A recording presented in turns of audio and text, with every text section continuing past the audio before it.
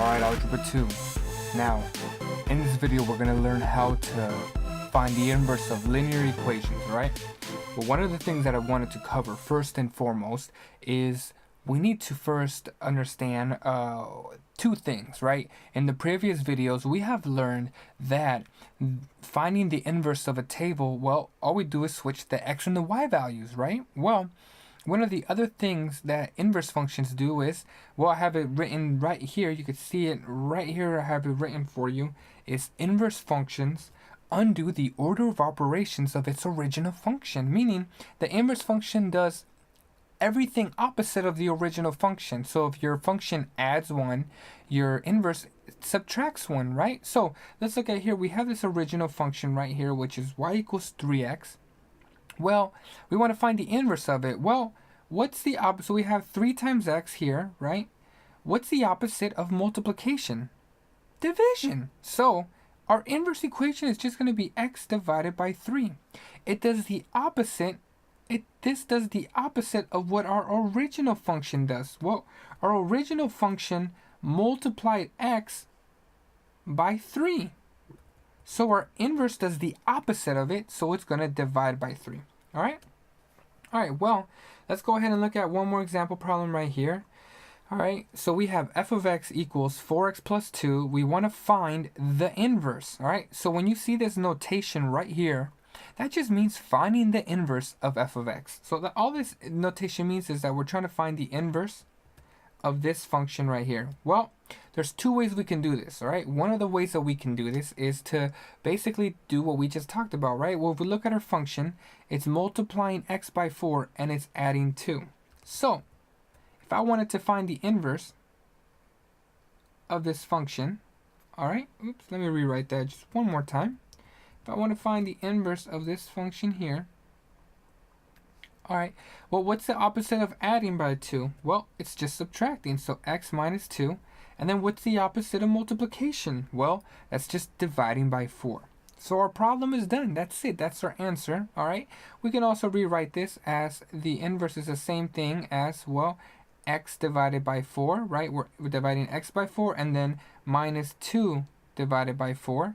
All right, well, that's just the same thing as x divided by 4 minus 1/2. All right, so it's up to you to decide, but as you can see, all right, the way we set this original problem up right here, the way we set it up is just the opposite of addition. The opposite of adding by 2 is, well, subtracting by 2, and then the opposite of multiplication is dividing, so we divided by 4. All right, well, let's use another way to solve this, but let's actually use a method that we have learned in class, right? If we're switching a method we have learned from the previous videos, which is if you have a table, you find the inverse by switching the x and the y values. All right, so let's go ahead and do that right here. So I'm going to do this in a different way. I'm going to use a different color. We have y. Let's use a little bit of a lighter color, I meant. So we have y is equal to 4x plus 2. All right, step number 1 is we switch the x and the y values, right? So we have x is equal to 4 times y plus 2. All right, so just like before with the table, and even with the graph, we switch the x and the y values. So all we do now is switch the x and the y with the equation here. All right, now we just subtract 2 to both sides. We get x minus 2 is equal to 4y, and now we divide by 4. There we go, and that's exact same thing that we got up here, right? So our equation is just going to be y is equal to x minus 2 divided by 4. All right. Finally, let's just rewrite it using this notation. So the inverse is x minus 2 divided by 4. Okay.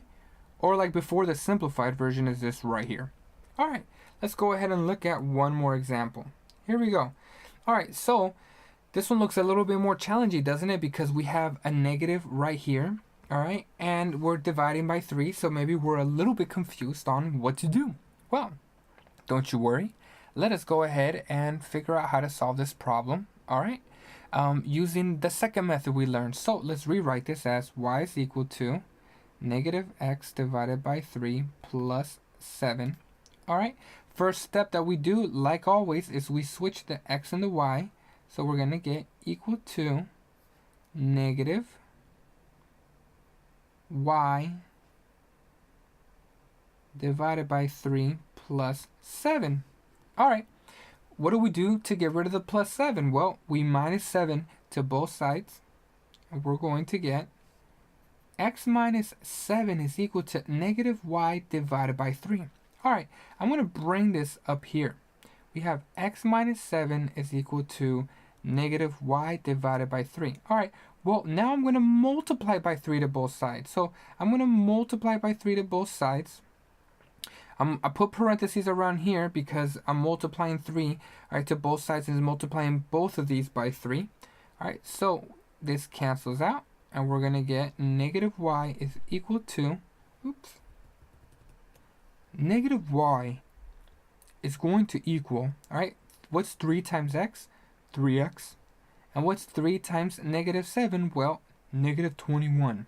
All right, now what we do is we divide by negative 1 to both sides, divide by negative 1, and we're going to get y is equal to, all right, well, what's 3x divided by negative 1? That's just negative 3x.